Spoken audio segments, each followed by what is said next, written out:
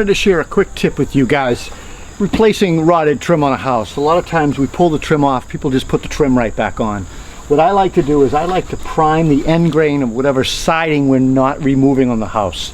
If we're putting new siding on, we always prime our end grain. But like for example, these clapboards are bare on the ends.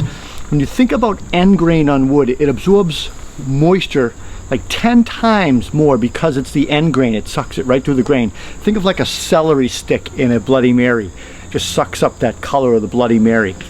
So what we do is I just mix up a little bit of primer or house paint. Just keep a brush on site, and I just hit all the end grain all the way down and make sure it's all nice and tight. And when I'm done, I just wipe the siding, and hopefully I don't have to paint the siding, but if we do, we have the paint. I hope this helps, guys. Take care.